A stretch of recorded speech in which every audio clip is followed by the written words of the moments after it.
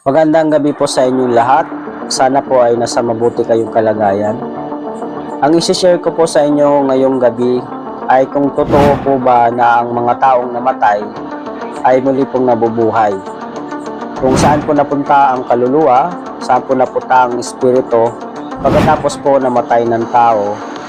Kung totoo po ba ang tinatawag na reincarnation at yung tinatawag na purgatorio at yung tinatawag na rapture.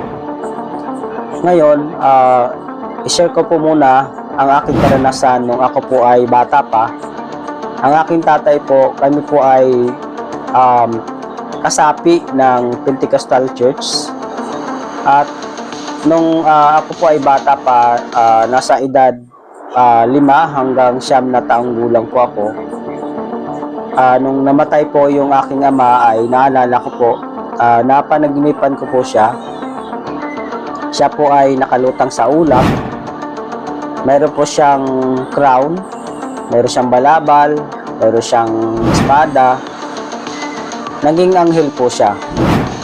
At yun nga, habang nakalutang siya ay kinausap niya po ako at mayroon po siyang binato sa akin or ibinigay mula dun sa lumulutang siya sa ulap hanggang sa yung may binigay siya na isang kulay green na parang bumubula-bula na kulay green. Yun po ay sinyalis ng kapangyarihan at may inutos po siya sa akin na sabi niya, pumunta ka sa iba't ibang lugar at sumampalataya ka sa Panginoon. Yun nga po ang aking ginawa dahil nag-serve din po ako sa ministry sa loob ng 17 taon at sa 17 taon na po ay sa mismong simbahan po ako nakatira.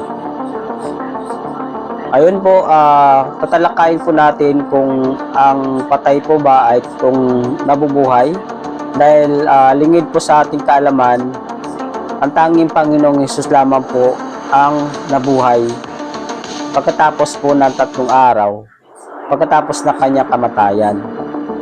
Wala pong ibang statement na mayroon pong nabuhay pagkatapos pong namatay, kundi ang tanging Panginoon lamang. At yun po ang ating tatalakayin kung saan nga po napupunta ang kaluluwa po ng